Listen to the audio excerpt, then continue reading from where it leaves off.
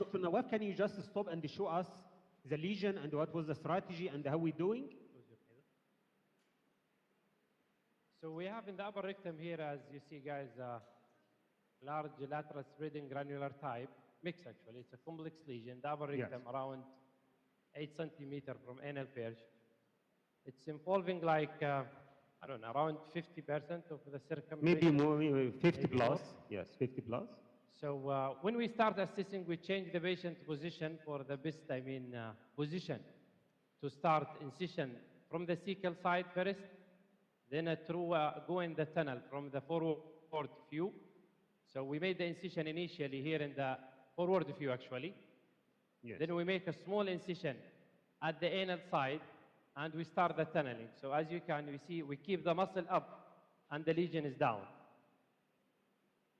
Okay, and you use the scope weight to push the lesion always down and have the muscle up and the continuous injection and dissection and aiming to reach the end point in the back. Okay. I think you have some large vessels here, Nawaf.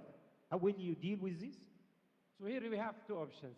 Either we use the co-grasper, for no trauma, or try to change the setting for the spray coag and try to, coagulate in before. So I think if we isolate the vessel first, so we can see clearly what is the size and choose the best way to deal with. Okay. And now Nawaf using precise sect mode, and he used hybrid knife flex 2 milli, I type.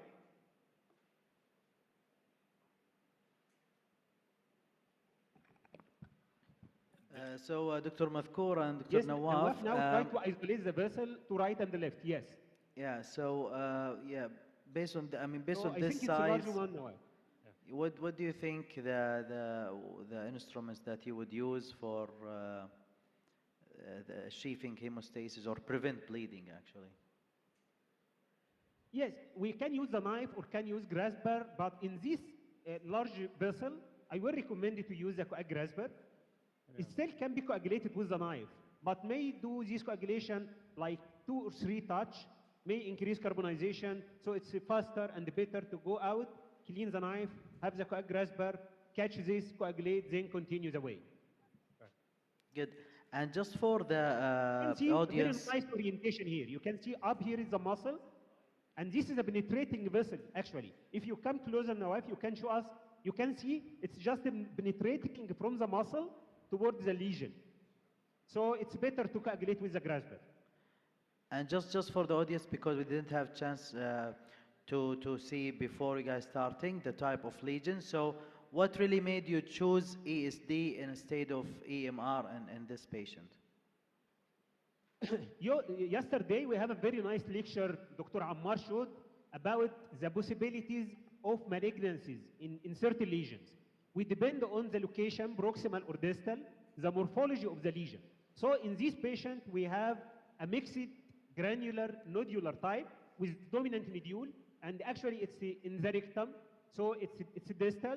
So we have a high instance to have a submucosal invasion, to have a cancer, especially in this nodule.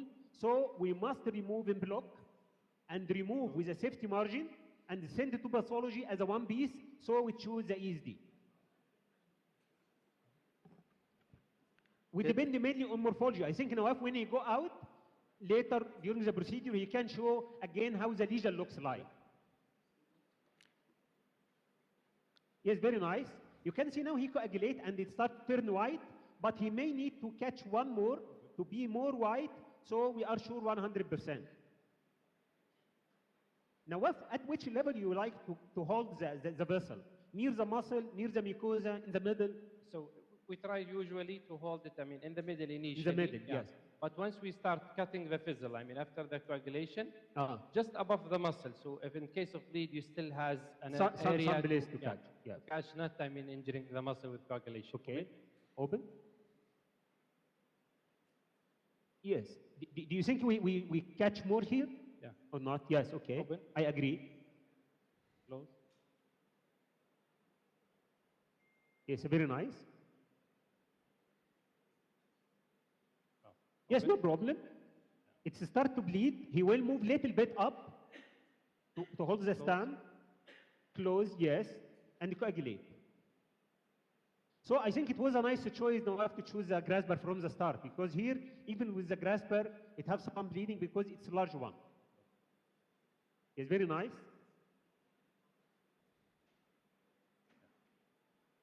Good. You can see the size of the vessel here, it's clear here. Actually, it's a penetrating artery. Yes. This is fine. So do you usually burn the vessel until you cut it, or until it turns to fibrous and then you cut it with the needle? Yes, until it turns white, then we cut with the knife. But sometimes, after it's totally white, I cut with endocut with the grasper. So if it's going to bleed, okay, let's bleed, and I hold again. So both may work. But the most important to turn white, so no more blood inside, and actually it's collapsed and coagulated. So your plan now is just to keep going with tunneling, and then you will go from Yes. outside to incision Until from the right and we left. reach the end point. Yeah. Then we go back and try to dilate this tunnel and think about the sides. But first to go inside to the back. So that's why the first step was to cut the back, the cecal side, the end point. We have a question from Dr. Hamad. I understand, Yes, Ahmed, switch it to a grasper. Nawaf, I understand that he's 77, comorbid, and there is chance it's an 8-centimeter lesion with possibly of submucosal invasion. In your experience, how do you see ESD in submucosal invasion? Is it curable, or what is your plan for follow-up? Do you do another scope in 3 months, or what is your follow-up, and what is the chance of success of cure? Depend على الريسك بتاع ايدي. I cannot hear the question well. So he can't hear this. He asked Nawaf about your follow-up plan. If you have some submucosal invasion, how will you deal with this? So in case, I mean, if we have the pathologist out and we have submucosal invasion, we'll see how the depth of the submucosal invasion. Yes. So if you have a lymphatic or vascular, I mean, invasion, the surgery should be considered. It must be. It must be considered. Yes. But if we have a clear margin with no lymphovascular invasion, we can follow up the patient, I mean, after 3 to 6 months with the Yes. initial, and based on this, we can, I mean, hopefully we reach R0, I mean, and Yes. then we can follow him accordingly. Yeah, so as the web say, we can treat T1A cancer with ESD.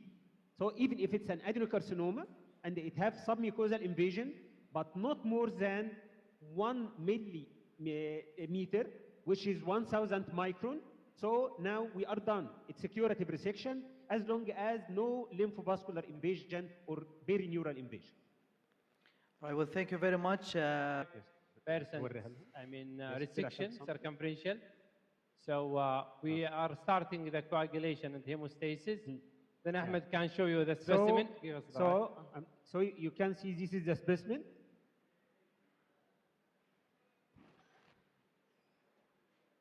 It's almost 9.5 in 5 centimeter. We can see the dominant nodule here.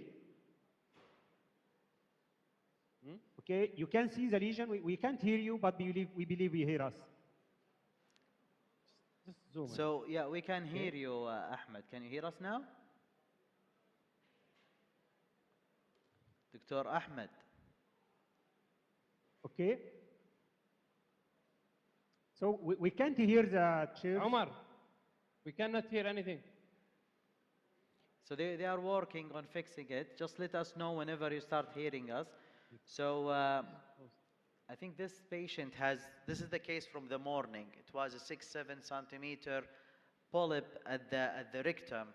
Decision was made for ESD because of the dominant nodule, which may suggest submucosal invasion, although it's large, and the only way to take it as an end block was to do an ESD. So it seems now the resection is complete. The thing now is what to do after. Perfect. So hopefully we'll get Are we live or no? the audio visual fixing that issue. So صوت عشان نسمعها. can you hear us, Nawaf? Yes, we did now. So you can see the lesion.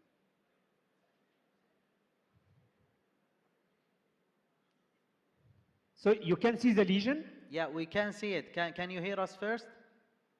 Yes, we hear now. We Perfect, did now. perfect. Yeah, so we see the lesion. So it's yeah, perfectly done. yes, it's Yeah. almost 10 centimeter lesion. We have a dominant nodule here, which we talk about. And visually, we have a nice safety margin, but we will still wait for the histopathology. And Nawaf can show us the resection bed. So as you can see, Adel, we did around, 75 of the circumferential, and we're able to remove, with our Dr. Ahmed help and advice, Yes. the lesion as in block. So we'll just achieve now the hemostasis with grasper, then we'll look for any muscle injury, we can close it after Yes. this. And go back a little bit now if you can show. Yes.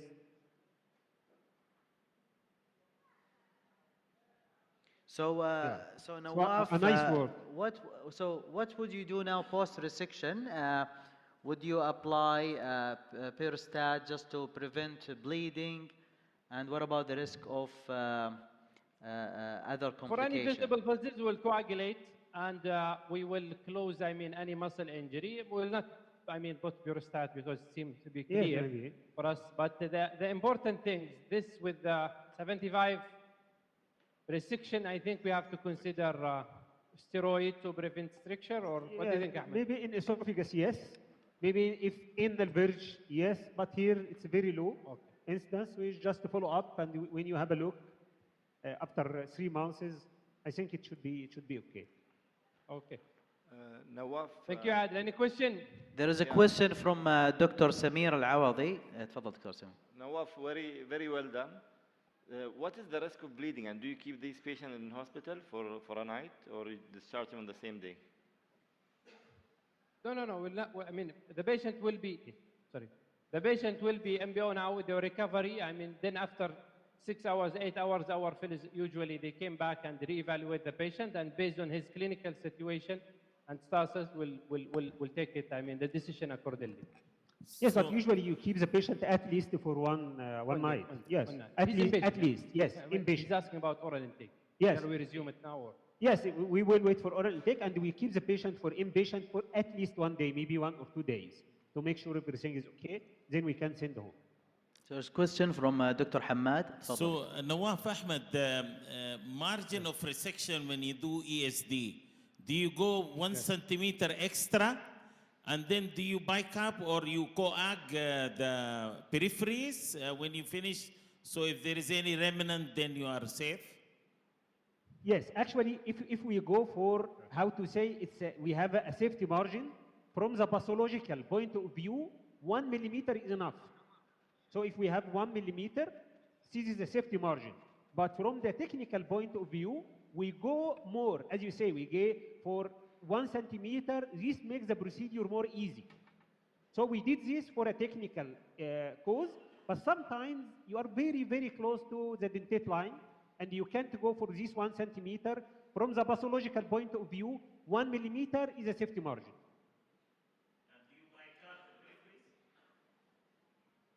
And we coagulate, as the other question. Yes, that's what Nawaf try to do now, to coagulate any visible vessel to prevent delayed bleeding.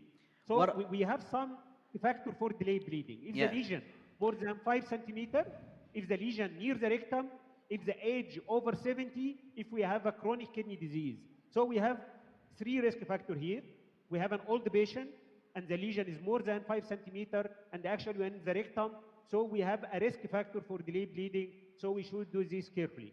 So Dr. Hamad was asking, would you cauterize the edges like the EMR or no?